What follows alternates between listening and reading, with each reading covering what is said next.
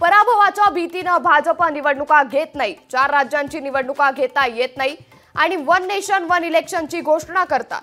One nation one election वरून महाविकास आघाडीकडून पंतप्रधान मोदींवर हल्लाबोल। बारामतीमध्ये युगेंद्र पवार आणि पार्थ पवार ऍक्टिव्ह मोडवर।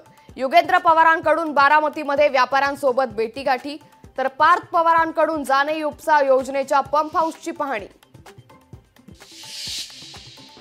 महाविकास आघाडीचं सरकार आल्यावर लाडकी बहीण योजनेला 3000 रुपये देणार। लाडकी बहीण योजना आणून सरकारनं क्रांती केली नाही, संजय राऊतांची सरकारवर टीका। लाडक्या बहिणींना कार्यक्रमात हजर राहण्याची सक्ती, कार्यक्रमाला हजर न राहिल्यास अर्ज रद्द करण्याची धमकीचा आरोप। व्हॉट्सअप मेसेज, फेसबुक पोस्ट करत सुप्रिया सुळेंचा गंभीर आरोप।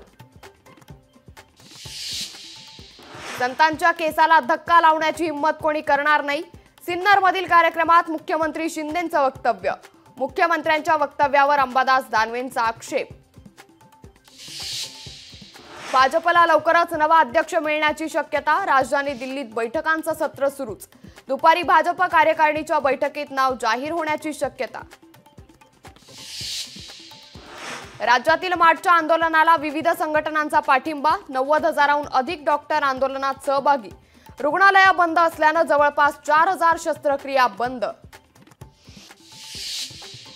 विनेश फोगाट भारतात दाखल, दिल्ली विमानतळावर जोरदार स्वागत पाहून विनेश फोगाटला आलं गहिवरून।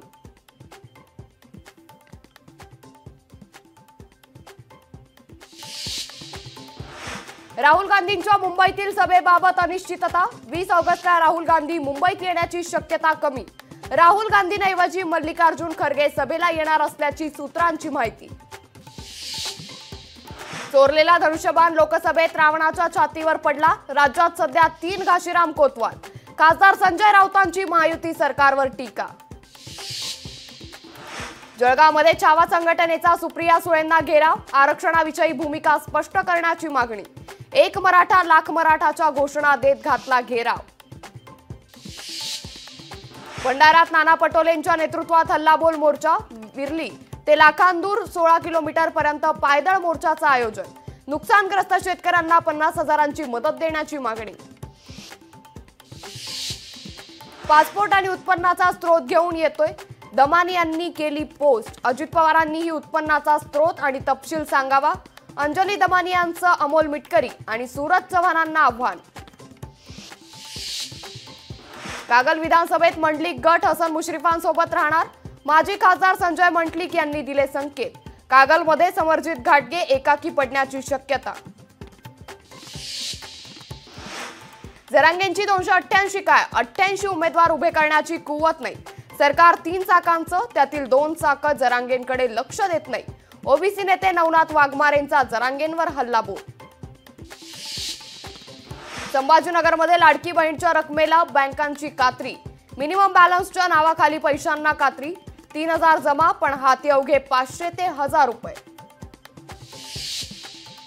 झोपडपट्टी मुक्त मुंबईसाठी प्रयत्न करा, मुंबई उच्च न्यायालयाची राज्य सरकारला सूचना। झोपडीधारकांच्या परिस्थितीकडे सरकार आणि एसआरएचं दुर्लक्ष। पाणी पुरवठ्याच्या तक्रारींचं तातडीनं निवारण करा, महापालिका आयुक्त भूषण गगराणी यांचे आदेश।